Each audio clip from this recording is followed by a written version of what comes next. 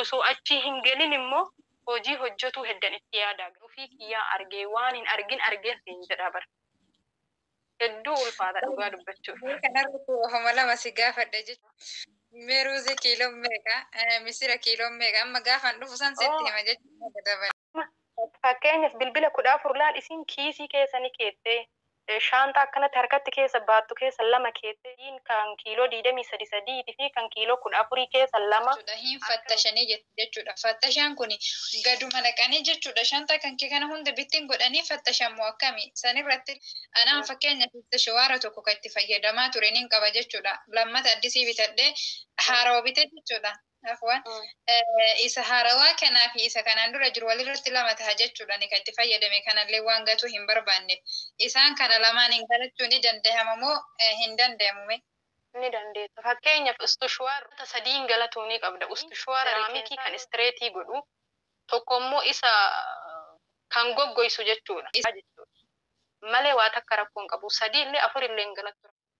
Yaani banuun shuuridha jechuudha shaantaa kiyya.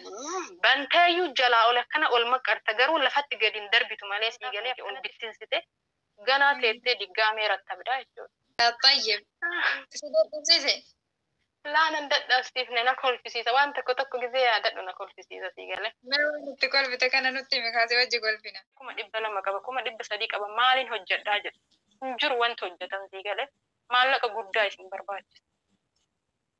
Isa kanan jedhamuuti walumaa galatti wannan isin jechuu barbaadu hedduu ulfaata jireenyi biyyaa akkuma achi ulfaatu san daran immoo asitti isa caalaa ulfaata waan ta'eef maallaqa keessa walitti qabadhaa.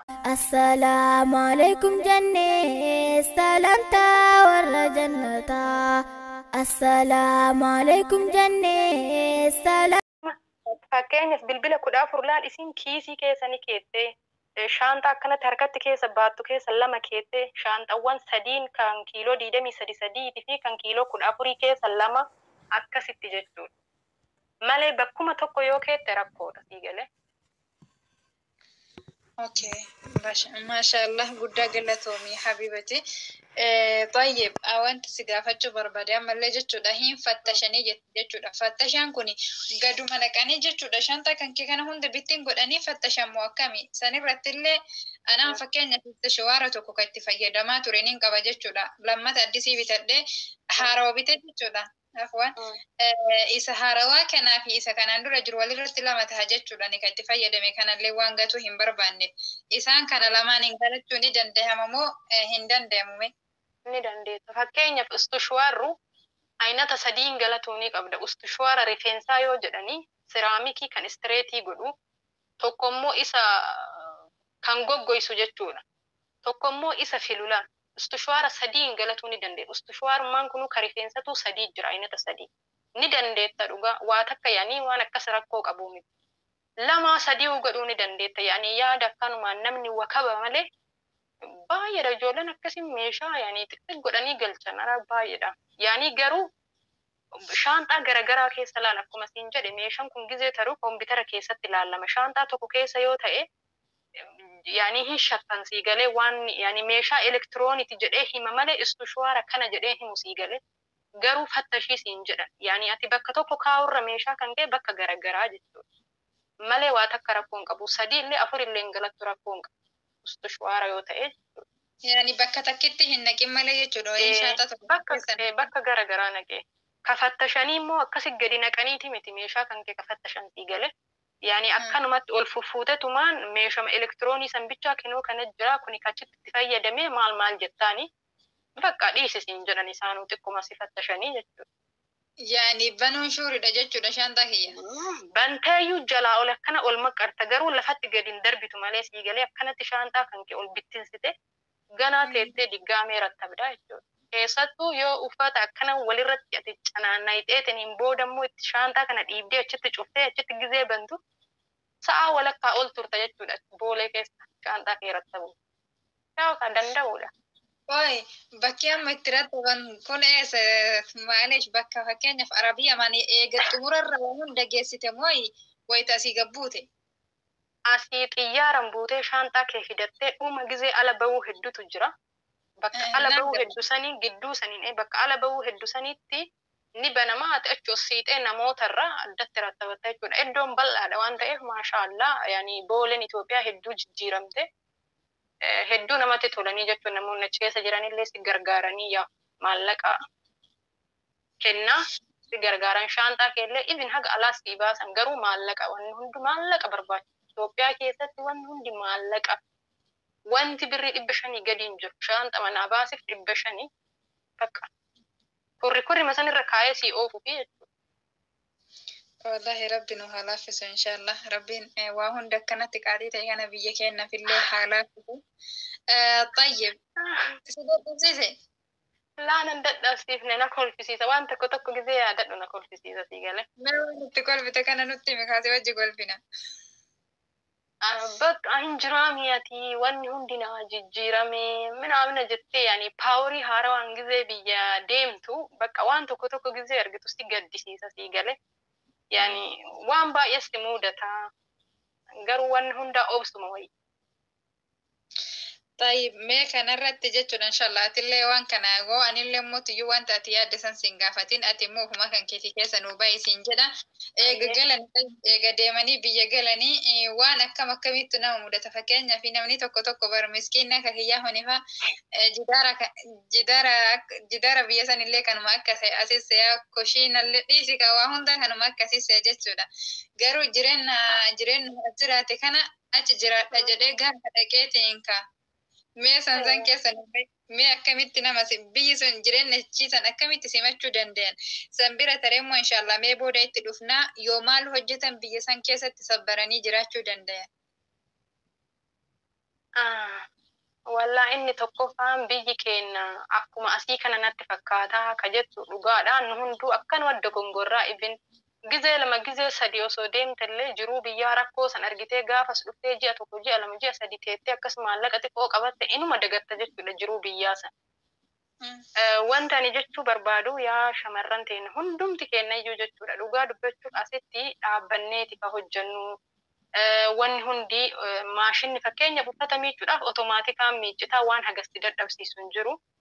Biyya kan kee garuu gizee deemte wanni hundi akka asit laallu kanaa miti hedduu ulfaata sii galee amma maal jenna as teenne biyya kiyya yoo galee osoo qorsoo iyyuu nyaadhee bulee fa'a jenna sii galee anummaan mataa kiyyaan akkas jedha garuu akka jennuun hedduu ulfaata sii galee maal jettee ammu. Kaasatan yeroo dadhabduu fi yeroo amma isaan afaan sitti fudhatanii jedhan ooyi asitti akkana cinqamurra galee bakka maatii kiyyaa wajji beela yoo bule yaani qorsoo shimoo isaa wajji nyaadhee jiraachuu na waya jedhanii yeroo murteessinu hisaabayyuu hin qabu jechuudha.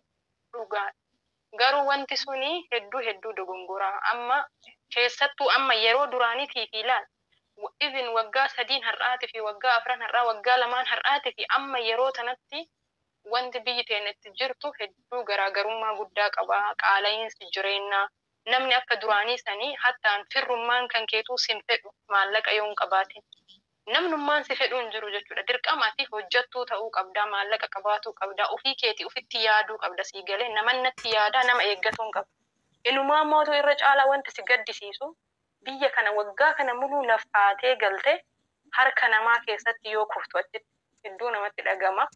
Asii gaafa galtuu wanni hundi siif haarawaa baasuu malee bakka hojii kanarratti baasteetti wanni ati yaaddu hin jiru hedduu ulfaataa jechuudha. Kaatee tumaanii shaayii fi waan tokko godhatu kasala qabsiisuun dhugaa hedduu ulfaata jechuudha biyyatti. Maaliif an waan argeef hedduu bakka daran natti jijjiiramee siin jedha gizee as jiru san paaworiidhaan gaafa biyya galee hojii akkanaa hojjetadhee waan akkanaa godhee bakka abboon xaaxaa kana maaltu na ajajee jedha. Garuu achi ga'ee maal akka hawwuun beekta asitti deebi'uu hawwa. Maaliif wanni hundi bakka ni ulfaata. Garana yoo deemtu maallaqa, garas yoo deemtu maallaqa, wanni hundi maallaqa waan ta'eef hedduu ulfaataa. Wanti isin baasu takkitiin maalidha? Maallaqa keessa walitti qabadha. Dhugaa dubbachuuf.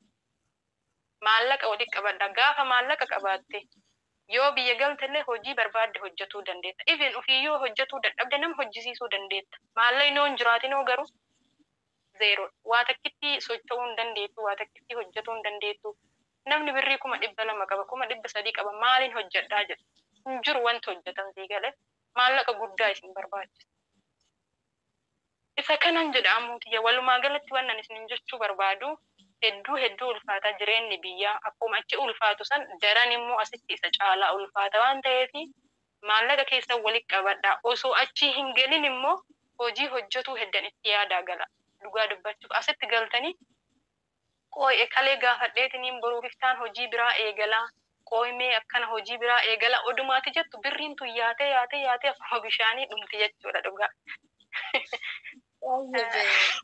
Wanti jechuu barbaadan dhugaa keetti jirta. Anillee bar wallahi argeen jira alhamdulillah ala kulli haal. Gizeen ati argitee fi gizeen ammaa immoo tokkoo miti maa anillee dhiyooma dhufee mi biyyatan yaani wallahi hedduu ani Itoophiyaan jijjiiramte gizee jedhanii sobanatti fakkaata si galee bakka waan namni akkanumaan bakka zim jedhee wakka bufaanaaf fakkaata. Garuu an ofii kiyyaa argee waan hin argin argee siin jedha bar. Hedduu ulfaata dhugaa dubbachuuf. Kanarratti ofuma lama si gaafadha jechuudha. Meeruuzi kiiloo meeqa? Misira kiiloo meeqa? Amma gaafan dhufu san sitti hima jechuudha. An amma dagadhee jira. Akkam. Osoo biyya jirtu. Bitee jira garuu ruuzillee bitee jira garuu ni dagadha si galee. Akkasiin waan qalbisu. Ani waan ani beeku bunni kiilooni birrii 450.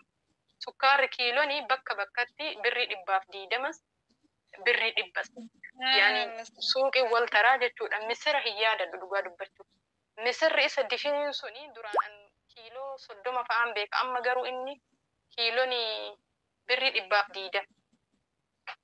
Kiiloon jechuudha misirri difiniin sun. Isa diimaa sanii hin yaadadhu. Bitee jira garuu hin yaadadhu dhugaa dubbachuuf.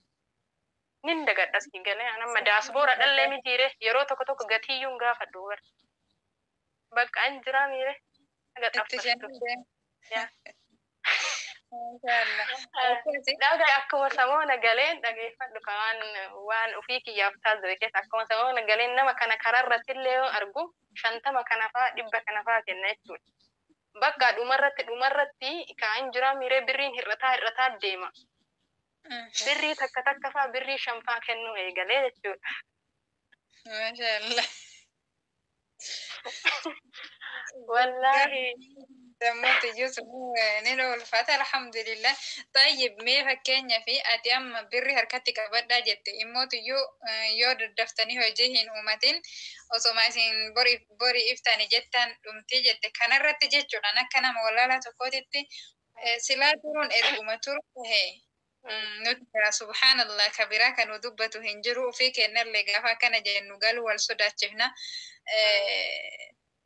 طيب ربي نهلا في سنو هذا دي سستيتشا وانت جتشو بربادي أوتو أصدران رقم وهي تكشو إلي تاتيو أمتن هو Anu barkana siin jedha bar odoo asii hin deemini haga biyya galteetiniin birrii hagana qabaa hojii akkanaa ittiin uumadha jettanii osoo asii biyya hin galiniin duratti hojii hojjetuu heddusan herreega isaa beeyte fakkeenyaaf hojiin ammaaraacii baay'ee jira hojjetuu ni dandeetta.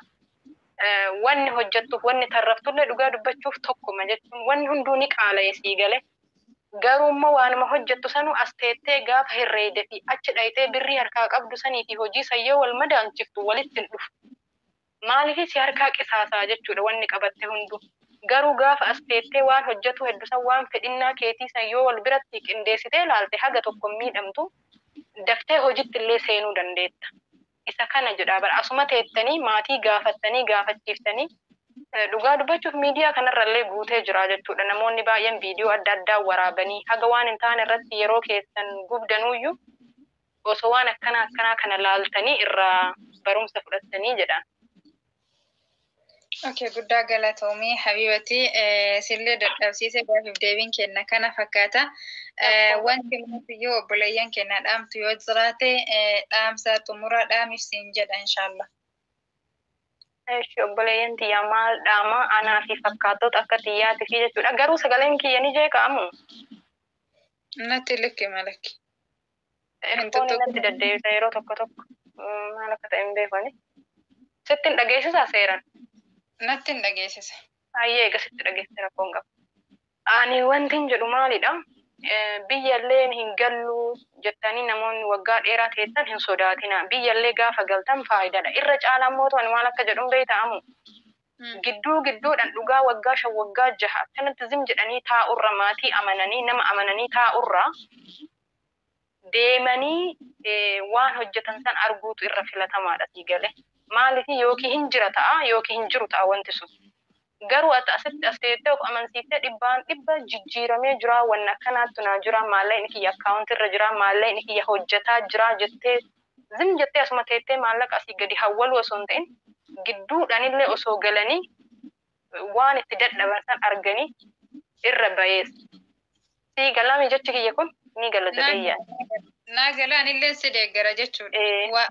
Malee akkuma teessanii difinimaan namni yoo mana akkanaa si ijaaree jira mucattii tiyyaa waan akkanaa si godhee jira ekalee tiyya yoo isin hin jedhe dhugaa dubbachuuf eenyumaa haa ta'u asitti dhiifama naa godhallee hin amanina.